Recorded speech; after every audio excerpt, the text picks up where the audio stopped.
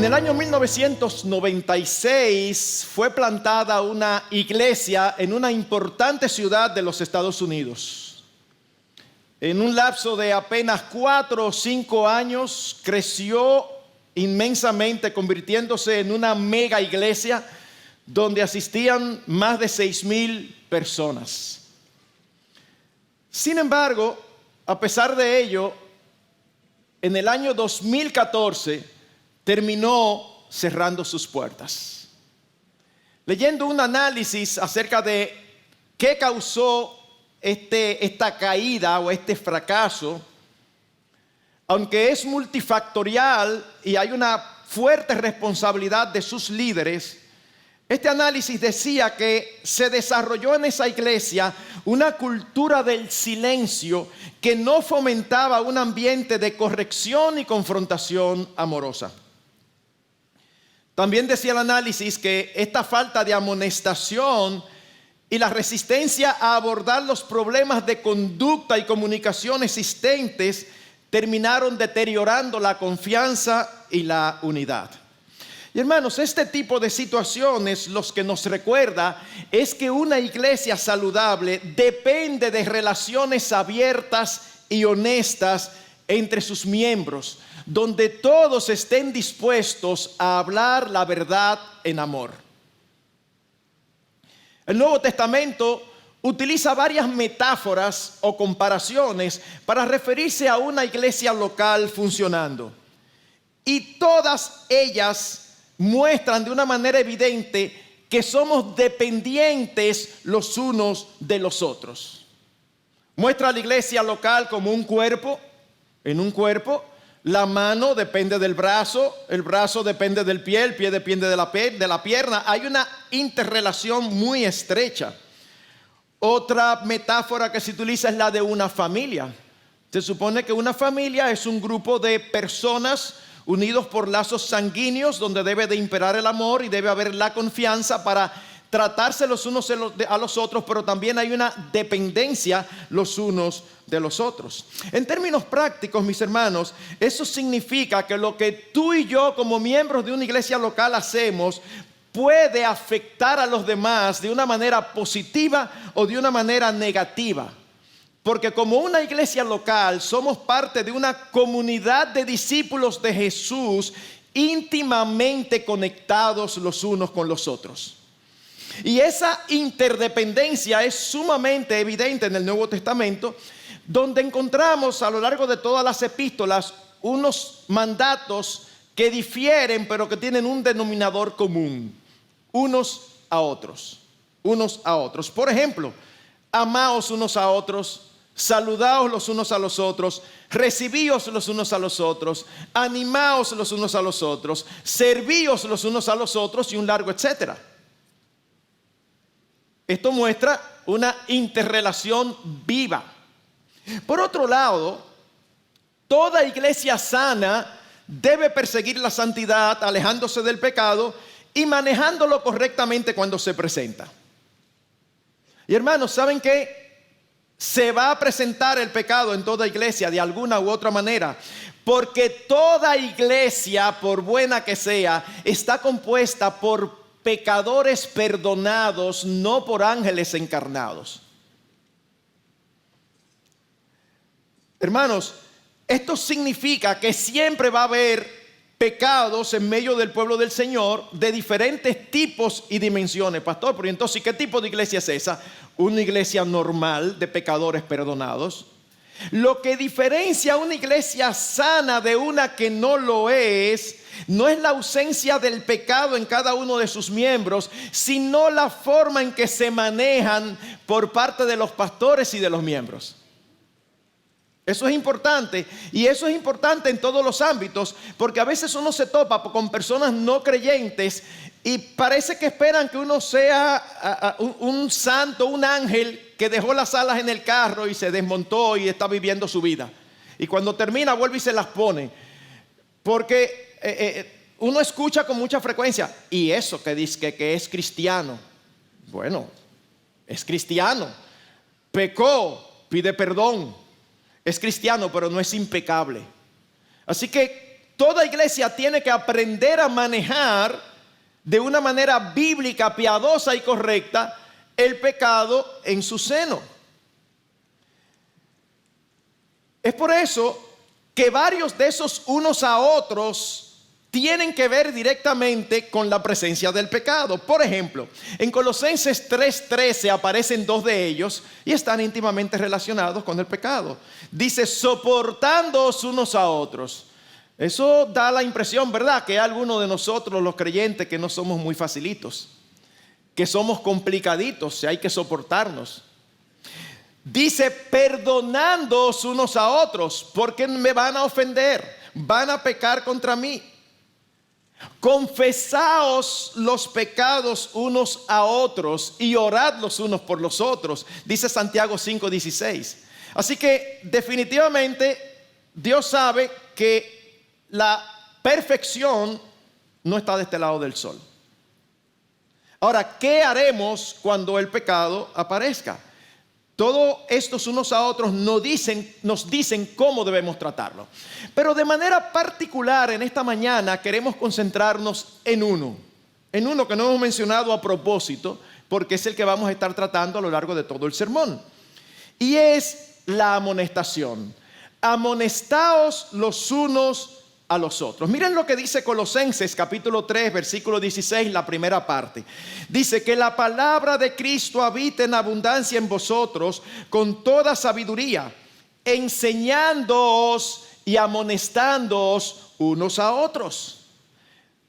¿Se percatan que no es una sugerencia? Que no es un consejo, sino un imperativo. Es decir, un mandato. No es si tú y yo queremos, es un mandato. En Romanos 15:14 no aparece como mandato, pero sí como algo sobreentendido que sucede. Dice el apóstol Pablo, en cuanto a vosotros, hermanos míos, yo mismo estoy también convencido de que vosotros estáis llenos de bondad, llenos de todo conocimiento y capaces también de amonestaros los unos a los otros. Se sobreentiende que eso es algo que ocurre, que es natural en la vida de la iglesia. Así que la primera pregunta y la lógica es, ¿qué significa amonestarse los unos a los otros? Las palabras que se utilizan en la escritura para referirse a este concepto son variadas. Por eso se traducen no solamente como amonestación, sino también como consejo, corrección, reprensión, instrucción, porque todas estas ideas están incluidas. Sin embargo, una de las palabras más usadas es una que significa poner en la mente. Y en el contexto cristiano es poner en la mente de alguien la palabra de Dios. Dicho de otro modo, el propósito de la amonestación es ayudar al otro a pensar y actuar diferente a como lo que está haciendo, para que siga más bien haciéndolo a la manera de Dios, a la manera de su palabra. Así que amonestar es advertir o reprender con el propósito de corregir el pecado o el error de alguien. Advertir o reprender con el propósito de corregir el pecado o el error de alguien. En ese sentido, la amonestación no es solo una crítica, sino también una guía, una exhortación para la modificación de la actitud o de la conducta hacia la manera del Señor revelada en la Escritura. Es decir, la acción de amonestar implica que hay algún problema o distorsión y que hay necesidad de un cambio en la persona confrontada. Y esta amonestación puede ser correctiva, como normalmente es, pero también puede ser preventiva. Cuando uno hace una advertencia, es preventiva.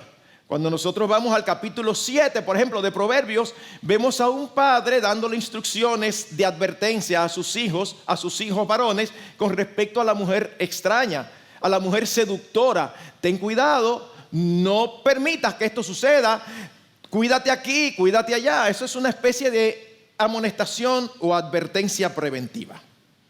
Ahora, ¿cuándo debemos amonestar? ¿Cuándo hacerlo? Y la respuesta va en dos sentidos. En primer lugar, cuando hemos sido testigos en la providencia de Dios del pecado de otros.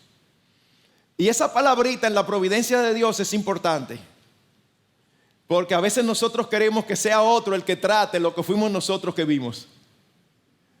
Y queremos contárselo a otro para que sea otro que se involucre. Mira, el Señor te puso a ti en esa situación. Bueno, el Señor quiere que seas tú que lo manejes.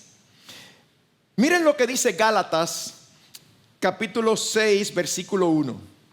Hermanos, aun si alguno es sorprendido en alguna falta, vosotros que sois espirituales, restauradlo en un espíritu de mansedumbre, mirándote a ti mismo, no seas que tú también seas tentado. Si alguno es sorprendido en alguna falta, la palabra falta aquí se refiere a una desviación de la senda de verdad y justicia, desviación que puede ser grave o que puede ser ligera. Pero en nuestro texto el énfasis no está en la falta, sino en la responsabilidad de cada creyente de restaurar al que ha fallado. ¿Qué es lo que se restaura? Algo que se dañó. Lo que está bien no hay que restaurarlo. Ahora, es imposible ayudar a la restauración de alguien sin acercarse a hablar con él o con ella. Hay que acercarse a hablar con la persona. En ese sentido, mis hermanos, la amonestación bíblica es positiva, no negativa, porque busca el beneficio del amonestado. Restauradlo, ayudadlo a volver a la condición anterior en la que estaba, de integridad y pureza. Así que el primer escenario es cuando en la providencia de Dios tú eres testigo de la falta o el pecado de algún hermano. Pero en segundo lugar, cuando el hermano o la hermana ha pecado contra nosotros. Mateo capítulo 18, versículo 15. Dice, y si tu hermano peca, ve y repréndelo a solas. Si te escucha, has ganado a tu hermano. Y Lucas 17:4 dice, y si peca contra ti. Notemos algo. Es una responsabilidad de todos. No es exclusiva de los pastores. Si un hermano peca contra ti, vamos a hablar con el pastor. No, ve a hablar con el que pecó contra ti y traten de resolver la situación. El texto en Primera de Tesalonicenses capítulo 5 versículo 14 es muy claro. Dice allí el apóstol Pablo, y os exhortamos, hermanos, a que amonestéis a los indisciplinados, animéis a los desalentados, sostengáis a los débiles y seáis pacientes con todos. Pastor, y no es a pastores que se dirige ese mandato. No, en lo absoluto. Primero, no es una epístola pastoral, es una epístola dirigida a una iglesia. Y es muy obvio que se dirige a los creyentes de la iglesia, no a sus pastores, por el contexto. Los versículos anteriores al 14, empezando por el 11, dice, por tanto, alentaos los unos a los otros y edificaos el uno al otro, tal como lo estáis haciendo. Luego el 12 dice, pero os rogamos, hermanos, que reconozcáis a los que con diligencia trabajan entre vosotros y os dirigen en el Señor y os instruyen, y que los tengáis en muy alta estima. ¿Quiénes son esos? Los pastores. Entonces, no es una instrucción dada a los pastores, es una instrucción dada a los miembros. Como en todo, debemos de evitar los extremos. Miren, mis hermanos, esto no significa, porque uno puede escuchar esto y pensar, uy, pero entonces el ambiente eclesiástico sí debe ser complicado, porque está todo el mundo ahí atento al otro para ver si peca. No, en lo absoluto, no tiene absolutamente nada que ver en eso. Una iglesia es una familia, tú vives tu vida normal, cotidiana, gozo, regocijándote en todos los privilegios y beneficios que tú recibes del Señor. En un momento determinado alguien peca contra ti, o en un momento determinado tú ves a alguien cometiendo una falta flagrante, entonces te dice cómo manejarlo. Es tan sencillo como eso. Pero nadie debe sentirse el chapulín colorado de la santidad de la iglesia, que debe preservarla y debe estar pendiente de todo el que peca. Nadie debe intentar convertirse en un amonestador profesional, como si eso es sinónimo de santidad. Aquí estoy yo vigilando la pureza de la iglesia. No, mi hermano, deja que el Señor la cuide, que la cuida mucho mejor que tú. Pero por otro lado, ¿a quiénes que se amonestan? O a los vecinos, no entre nosotros. Así que eso significa que hay dos partes en la amonestación: el que amonesta y el que es amonestados. Hermanos, debemos ser, por otro lado también, en la interacción hay personas que son sumamente hipersensibles. Es que tengo que amonestarlo porque me ofendió. Ajá, ¿y qué fue lo que pasó? No, que dijo tal o cual cosa. Y cuando tú lo oyes, tú piensas por dentro, ¿serio? ¿Y por eso tú te ofendiste? Bueno, pero me ofendió. Mi hermano, mi hermana, ¿sabe qué? Algo que debe caracterizar a los creyentes es que seamos poco ofendibles. Porque ninguno de nosotros va a ser tan ofendido por sus criaturas como lo fue el Señor. Y Él era el único que merecía no ser ofendido por nadie. Pero tú y yo, a veces nos ofenden sin razón, a veces nos ofenden con razón. Y cuando digo con razón, no es que la ofensa está bien, sino que nosotros la causamos. Así que tratemos, hermanos, de ser creyentes, que no estemos tan centrados en nosotros mismos, que veamos ofensa y pecado contra nosotros por doquier, porque ustedes saben lo que sucede cuando uno es así, ¿verdad? La gente empieza a alejarse. Y alguien puede decir, bueno, pero que en esta iglesia nadie se me acerca. Bueno, es que si uno es un puercoespín y cada vez que alguien se acerca sale, entonces la gente evita acercarse. Así que hay dos lados de una moneda. Ahora, lo que sí significa, mis hermanos, es que no debemos ser indiferentes cuando somos testigos del pecado de los demás. Eso es todo lo que significa. No debemos ser indiferentes. Y si yo no estoy seguro que es pecado, pero sí algo obviamente imprudente, insensato o peligroso espiritualmente. Por ejemplo, tú ves a alguien que está tan ocupado en generar recursos que está descuidando a su familia por su trabajo. O ves simpleza en algunos padres que permiten tecnología abierta en hijos de 10, 11, 12 años. Y ellos tienen sus explicaciones. No, lo malo no es la tecnología. Lo que pasa, bueno, eso no es pecado. Eso es falta de sabiduría. O tú tienes hermanos o hermanas que te das cuenta que son imprudentes en su trato con personas no creyentes del sexo opuesto o aún creyentes. Demasiado confianzudo, confianzuda, un trato peligroso. ¿Qué hacemos con eso? ¿Cómo amonestamos? Bueno, como la amonestación busca el bienestar del amonestado, hay lugar para hacerla ante errores, imprudencias y cualquier otro comportamiento o actitud que sin ser pecado puede ser perjudicial. Sin embargo, en casos como este, va a depender mucho del nivel de la relación. O sea, sería muy extraño que un hermano o una hermana al que tú nunca te has acercado, tú te acerques a decirle que te preocupa que tú ves que él usa demasiado su celular. O sea, mientras más estrecha es la relación, pues más responsabilidad hay de tratar estas áreas grises, porque no son pecado en sí mismas, pero pueden ser peligrosas.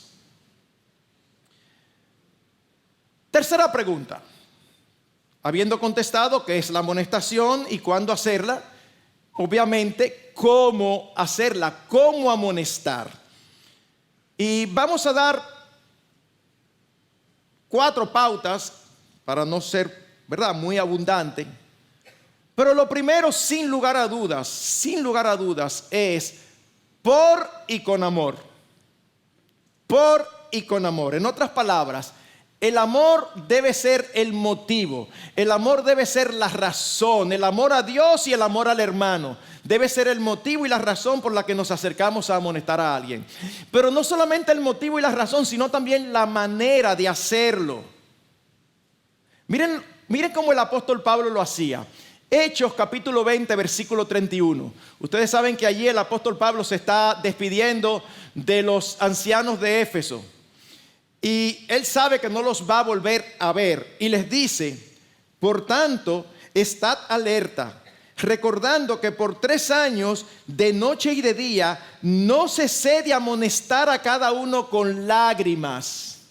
Y esas lágrimas no eran lágrimas de ira porque no le hacían caso. No, eran lágrimas de compasión. Eran lágrimas de: ay, por favor, no tomen ese camino que les va a hacer mal. Te estoy viendo que te estás desviando, te estoy viendo que te estás descuidando.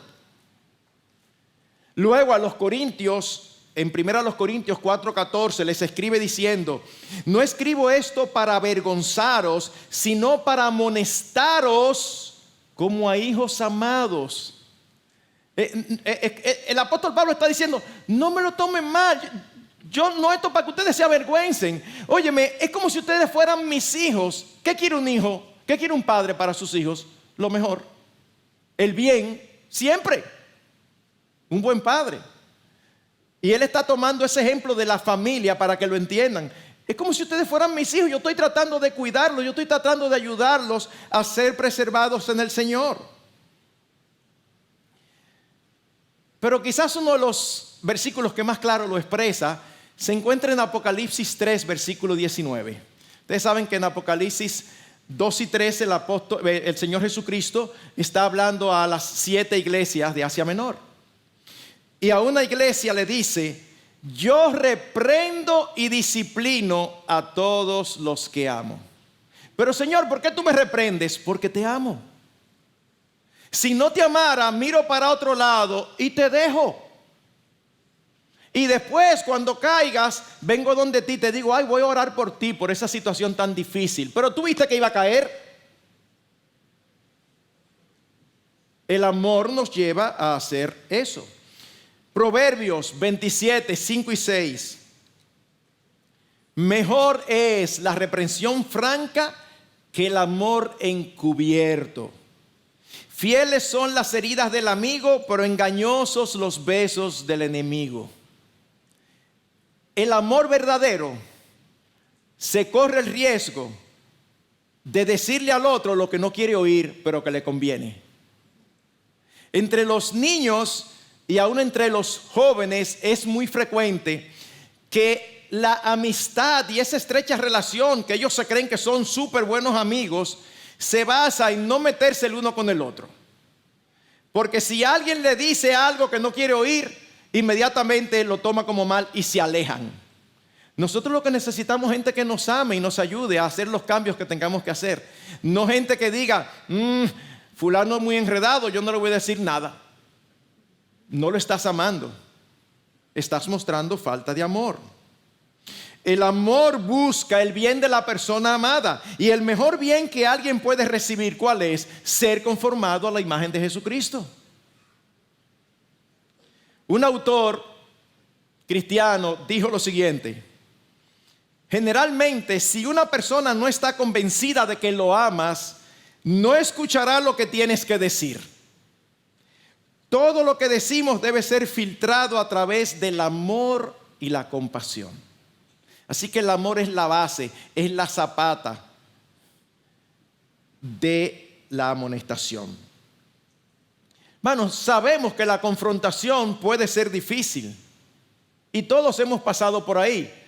Uno busca todas las alternativas posibles con tal de no hacer lo que debe hacer. Pero no es amoroso permitir que alguien que profesa ser cristiano continúe en un pecado que puede traer consecuencias negativas sobre él, sobre su familia o sobre la iglesia. No es amoroso. O déjenme decirlo de otra manera, mis hermanos, Una de las razones por la que no amonestamos cuando debemos es por falta de amor al hermano y por falta de amor al reino de Dios. Porque preferimos no arriesgarnos a ser rechazados. Preferimos no meternos en problemas. Y no estoy hablando aquí de manera inclusiva, es decir, incluyéndome, porque es educado hacerlo. No. Sino porque yo sé lo que es eso. Porque nunca es fácil. Es por eso que debemos asegurarnos, antes de hacerlo, que tenemos buenas motivaciones. No buscar excusas para no hacerlo, pero asegurarnos que tenemos buenas motivaciones. Porque es posible hacerlo por motivos incorrectos, por orgullo, por ira, por celos, por venganza, por envidia. Esas son razones pecaminosas. Pastor, pero yo no soy vengativo. Ajá, ok, vamos a hacer una prueba. Mi hermano, pero mira, yo veo que tú estás haciendo esto, me estoy preocupado por ti. Ay, pero yo también te he visto a ti haciendo lo mismo. No es por venganza, pero la tienes guardada ahí.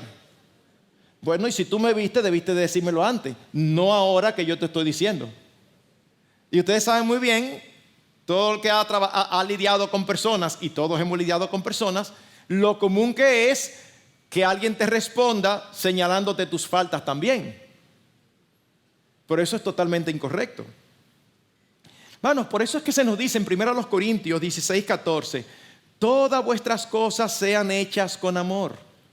Todas, todas. Romanos 15:14 nos habla un poquito también de lo que tenemos que tener en cuenta para amonestar. En cuanto a vosotros, hermanos míos, yo mismo estoy también convencido de que vosotros estáis llenos de bondad, llenos de todo conocimiento y capaces también de amonestarnos los unos a los otros. La forma es importante y eso nos conduce a nuestro segundo punto de cómo hacerlo, no solamente por y con amor, sino también con mansedumbre y paciencia. Con mansedumbre y paciencia. Gálatas capítulo 6, versículo 1, vuelvo allí. Hermanos, aun si alguno es sorprendido en alguna falta, vosotros que sois espirituales, restauradlo en un espíritu de mansedumbre, mirándote a ti mismo, no sea que tú también seas tentado. La amonestación nunca debe ser una confrontación agresiva o un pleito, ni tampoco debe ser hecho con aspereza. Esa no es una amonestación bíblica. Pero por otro lado, tenemos que tener mucho cuidado con un espíritu de superioridad, porque nosotros mismos podemos caer en el pecado que amonestamos. Tú te acercas a llamarle la atención a un hermano, a una hermana, y tú sientes que tú no tienes problema con eso. Y 2 semanas, un mes después, tú caes lo mismo. Porque tú te sentías como que, yo no entiendo cómo es que estos hermanos son así. Y muchas veces el Señor te dice, tú no entiendes, tú vas a ver. Y terminas tú haciendo exactamente lo que tú decías que no entendías. No solamente que podemos caer y debemos de tener cuidado y hacerlo con mucha delicadeza, sino que debemos asegurarnos que no estemos haciendo lo mismo. Mateo 7, versículos 3 y 5. ¿Y por qué miras la mota que está en el ojo de tu hermano y no te das cuenta de la viga que está en tu propio ojo? ¿O cómo puedes decir a tu hermano, déjame sacarte la mota del ojo cuando la viga está en tu ojo? Hipócrita, saca primero la viga de tu ojo y entonces verás con claridad para sacar la mota del ojo de tu hermano. Hermanos, esto no quiere decir que no debemos amonestar a alguien si en algún momento hemos caído en la misma situación en el pasado, o aún que no debemos hacerlo si estamos luchando contra esa tentación. No, porque de ser así, nadie se podría parar aquí a predicar de muchísimas cosas, porque todos en algún momento hemos pecado en esas áreas. No, lo que sí significa es que sería hipócrita amonestar a alguien por algo que en ese momento nosotros estamos practicando. ¿qué debe hacer? No lo amonesto. No necesariamente. Vamos a resolver el problema que tenemos, pedirle perdón al Señor, pedirle perdón a otros si hay personas involucradas. Y después que hemos resuelto eso, entonces podemos hablar con el hermano. Y aún darle como testimonio, mira, yo te entiendo porque yo estaba ahí. Yo acabo de pecar con eso mismo y lo lamento en el alma. Es lo que dice, primero quita la viga para que puedas ver la pajita en el ojo del otro. Segunda Timoteo 4:2, redarguye, reprende, exhorta. ¿Cómo? Con mucha paciencia,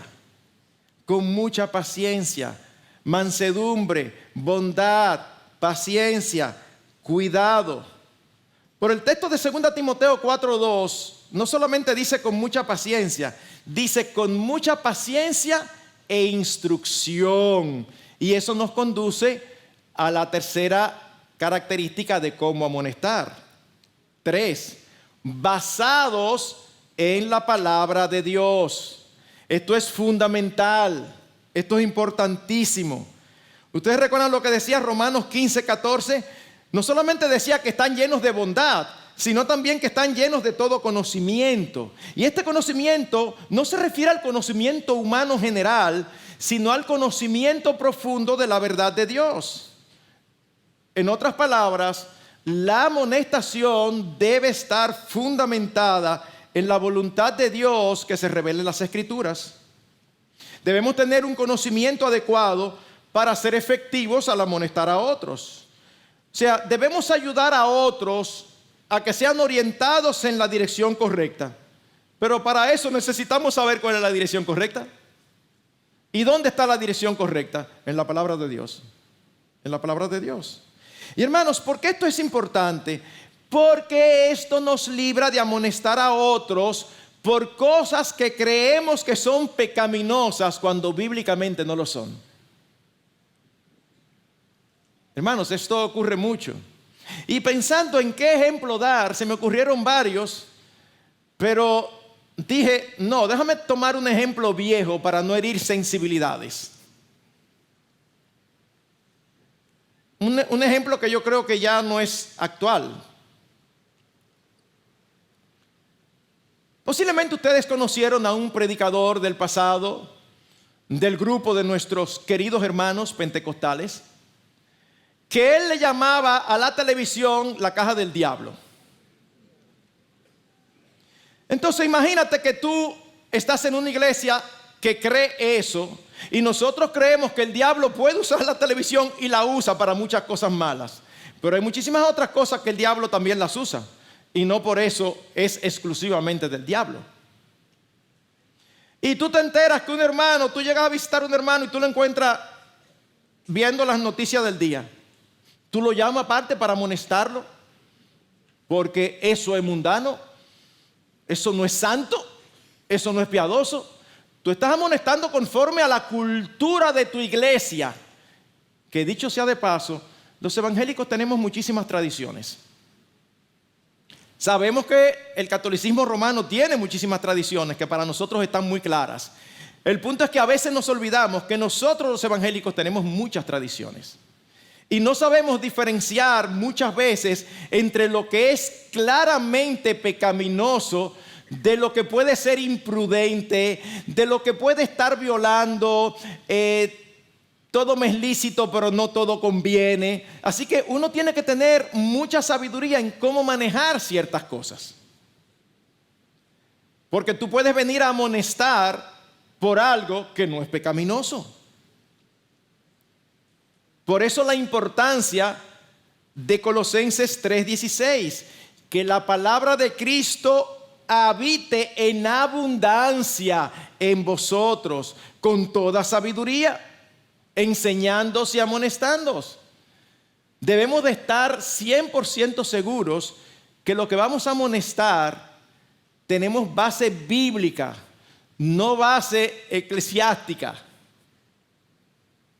Y no estoy aquí hablando como que las otras iglesias tienen tradiciones que no son necesariamente bíblicas. No, todas las iglesias las tenemos. Todas. Y las tradiciones no necesariamente son malas. El problema es cuando tú la elevas al nivel de mandamiento de Dios. Ese es el problema.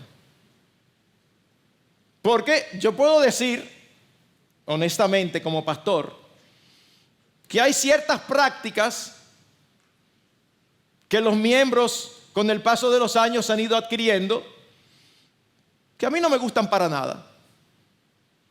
Pero nunca he amonestado a nadie por eso. Porque yo pienso que tiene sus peligros, yo pienso que tiene sus cosas, pero pecado, no, yo sí sé que tradicionalmente los evangélicos lo han visto como pecado. Pero tenemos que apegarnos a la ley y al testimonio. Pero una cuarta forma de hacerlo, se nos dice también claramente, debemos amonestar privadamente, no públicamente. Privadamente, no públicamente. Mateo 18:15. Y si tu hermano peca, ve y repréndelo a solas. No porque estás haciendo algo escondido, sino porque estás respetando la dignidad de tu hermano. Y es interesante el contexto de Mateo 18 porque el párrafo anterior a este habla de la oveja que se pierde y el pastor la va a buscar, deja las 99 y va a buscarla. ¿Qué significa eso? Mis hermanos, que Mateo 18 va más allá del pastor que busca a la oveja descarriada. Incluye que el que la vea descarriada debe involucrarse. Así que, mi hermano, si tú ves algo, si tú eres testigo de un pecado, o si pecan contra ti, el texto no dice, ve y cuéntaselo al pastor. No. Y mucho menos a otros hermanos. Hermanos, sabemos que hay situaciones complejas que pueden requerir consejo. Eso lo sabemos. Y no quiero dar ejemplos aquí, pero hay situaciones que es entendible que un hermano ve algo y dice, uy, no sé cómo manejarlo. Es lícito buscar consejo, pero tú no tienes que buscar consejo con nombre. Es lícito buscar consejo. Mira, un pastor, tengo este caso, ¿cómo lo manejo? Tú no tienes que dar nombre. Estás respetando la integridad de la persona. Pero hay otros casos donde hermanos queridos, amados, valiosos, apreciados, pilares, lo que quiero decir es que son sumamente apreciados, pero pueden acercarse a nosotros preocupados con la conducta de alguien. Indefectiblemente nuestra primera pregunta siempre es, ¿y ya tú hablaste con la persona? Pastor, estoy preocupado por esto, por aquello. Ajá, ¿y tú hablaste con la persona? No. ¿Y entonces? De hecho, como padre, uno debe criar a los hijos así para que aprendan a resolver sus cosas. Un pleito. Fulanito me hizo esto. ¿Y tú hablaste con él? No, yo vine a decírtelo aquí. No, vaya a hablar con él y resuelvan. Si no pueden resolver, vienen donde mí. En la iglesia debiera ser lo mismo. Pastor, es que de verdad a mí no me gusta meterme en la vida de los demás. ¿Y qué te hace suponer que a mí sí me gusta? A nadie le gusta, mis hermanos. Pero el cristianismo genuino, verdadero, no se trata de lo que a nosotros nos gusta. La propia naturaleza del cristianismo implica una vida de interrelación y dependencia con los demás. Pastor, es que, mire, si fuera otra persona, pero es que ese hermano es enredadísimo. Y a veces nosotros los pastores, cuando nos dicen eso, por dentro decimos, ay sí, enredadísimo. Por eso no cambia la realidad. Enredado o desenredado, no importa. Si Dios en la providencia te puso a ti a ser testigo, eres tú que tienes que acercarte a hablar. El Señor lo sabe que es así. Y aún así te permitió que fueras tú que se enterara. Vamos. La forma bíblica de tratar con el pecado inicia hablando con el pecador. Esa es la forma bíblica. ¿Quieres tratar con el pecado de alguien? Inicia, punto de partida, hablando con el pecador, no chismeando contra él. No chismeando. ¿Cómo así, pastor? Pero, ¿y qué es el chisme? Déjame decirte cómo lo define la Real Academia de la Lengua Española. Información verdadera o falsa, o comentario con que generalmente se pretende indisponer a unas personas con otras o se murmura de alguna. Pastor, pero es verdad lo que yo estoy diciendo. No importa. El chisme no es solamente cuando es mentira. Cuando es mentira es calumnia.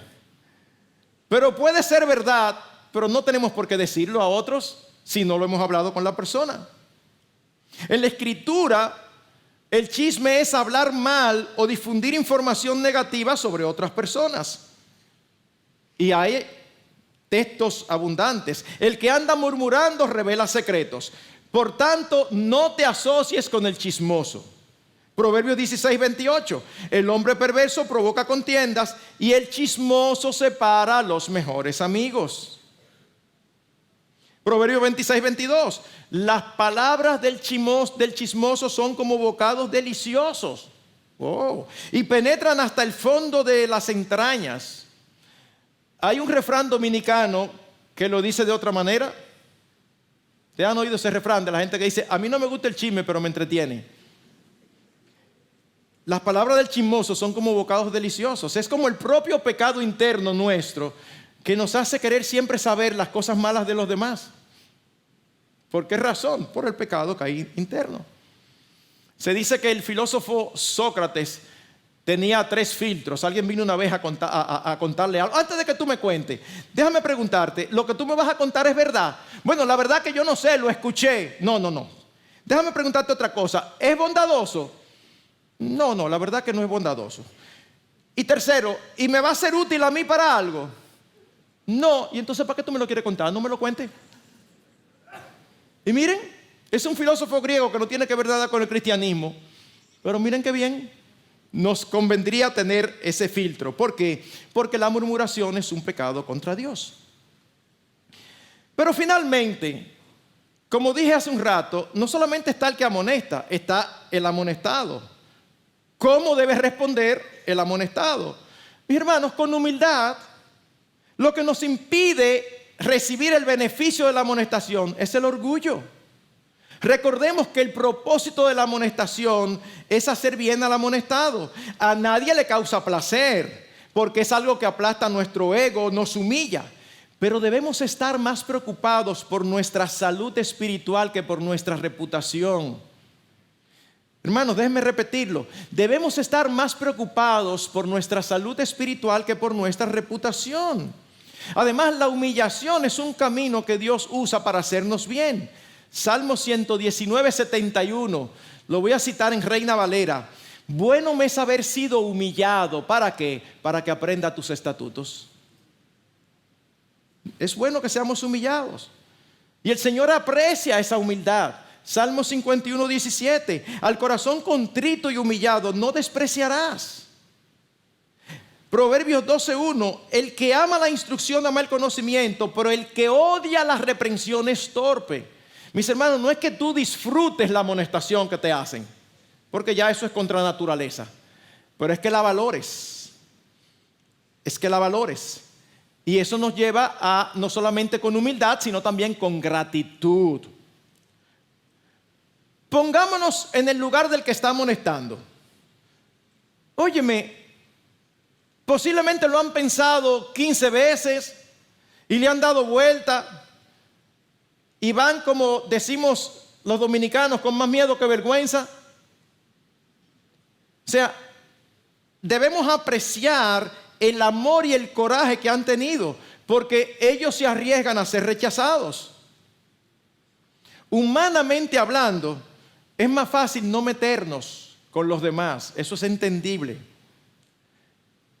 Pero mis hermanos, debemos de recibir la amonestación para el bien de nuestras almas y hacerlo con humildad y con gratitud. Por eso decía el salmista en el Salmo 141:5, y también lo cito en Reina Valera: que el justo me castigue será un favor, que me reprenda será un excelente bálsamo. O como dice Proverbios 9:8, reprende al sabio y te amará. Pastor, pero ¿y si somos amonestados de mala manera? El hermano vino que nada más le faltó sacar la correa para darnos una disciplina física. ¿Sabe qué, mi hermano? Mire, no permitamos que la forma tape el fondo. Pues si hay algo de cierto, independientemente de su forma, los beneficiados vamos a ser nosotros. Además, si somos culpables de lo que se nos dice, mal haríamos en empezar a reclamar porque no se nos dijo de buena forma. Pero tú lo hiciste, sí, pues ya no discutas. Después vamos a tratar la forma mala, pero mientras tanto, es verdad, sí, pues no discutas. Nosotros tenemos un caso muy emblemático en las Escrituras, y es cuando David iba saliendo corriendo de Jerusalén porque se había sublevado uno de sus hijos. Y él saliendo desterrado, había uno de sus enemigos que iba por una loma voceando. Maldito mujer voceándole cosas. Y uno de los generales de David, que no eran fáciles, le preguntó, ¿subo y le arranco la cabeza? Y sabemos por toda la historia que eso no era nada para ellos. Y David le dice, estate tranquilo, si mi propio hijo está contra mí, déjalo. Quizás Dios le ha mandado que me maldiga. Wow. Quizás Dios le ha mandado que me maldiga. Es verdad, me lo dijo de muy mala manera. Haz el esfuerzo, no mires la manera, pero lo que te está diciendo es verdad. Si es verdad, te va a hacer bien. Te va a hacer bien. Pastor, pero ¿y si somos amonestados por alguien que no tiene la autoridad moral para hacerlo? Como nosotros dijimos ahorita. Con alguien que quiere venir a señalar nuestra viga, nuestra pajita, y cuando está hablando, la viga se le ve clarito. ¿Qué hacemos? No, a mí no me venga tú a decir nada. Mi hermano, ¿sabes qué? Una vez más, sé humilde. Lo que te está diciendo es cierto. Sí, pero él no tiene derecho. Obvia eso. Recibe la parte buena, después tú hablas con él. Pastor, ¿y no hay probabilidad de que alguien nos amoneste sin razón o injustamente? Claro que sí. Claro que sí. Y si eso sucede, entonces, tú le das las gracias, le dices, no para salir de él o de ella, sino le dices que vas a orar por eso. Y ciertamente ora, Señor, yo no lo veo, pero dime. Y busca consejo con alguien, ¿verdad? Mira, me sucedió esto, ¿tú crees que está mal? Y posiblemente te diga, no, tranquilo, eso no. Yo recuerdo una vez, siendo joven, tengo que reconocer que siendo joven, y de eso hace mucho tiempo, quizás no respondí, déjeme quitar el quizás, yo no respondí necesariamente de la mejor manera. Pero recuerdo como ahora alguien que vino a amonestarme por algo que no tenía la más mínima razón. Era más bien su visión particular de algo. Pero ¿saben qué? No tenía razón. Pero yo debí de considerarlo. Porque si hubiese sido cierto, significa que yo estaba pecando y a quien le iba a hacer bien dejar de pecar sería a mí. Así que mis hermanos, permítanme concluir diciendo lo siguiente. Posiblemente todos aquí conocen la historia de Caín y Abel. Y cuando Caín mata a Abel y Dios aparece y le dice, Caín, ¿y dónde está tu hermano? Ustedes recuerdan la respuesta de Abel, ¿verdad? De Caín, ¿verdad? Y yo no sé. Y yo soy guarda de mi hermano. ¿Saben qué, mis hermanos? La respuesta correcta es sí. Todos aquí somos guardas de nuestros hermanos. No que debemos de estar detrás de ellos husmeando y metiéndonos donde no nos corresponde. No, en lo absoluto. Creo que ya eso lo he dicho de diferentes maneras para que quede claro. Pero mis hermanos, nosotros debemos guardar no solamente el alma de nuestros hermanos cuando los vemos desviándose, sino la reputación de la iglesia de Cristo. Porque una iglesia que empieza a tratar con ligereza el pecado es una iglesia que puede estarse dirigiendo hacia la destrucción. Una iglesia local es una comunidad de pecadores perdonados en una relación de dependencia los unos con los otros. Y aunque, como vimos, la amonestación no es la única respuesta al pecado de los demás, es una que contribuye a la unidad y a la santidad de la iglesia. Hermanos, ¿saben qué? Al final de todo, la verdadera y única respuesta al pecado de los demás y al nuestro es el Evangelio.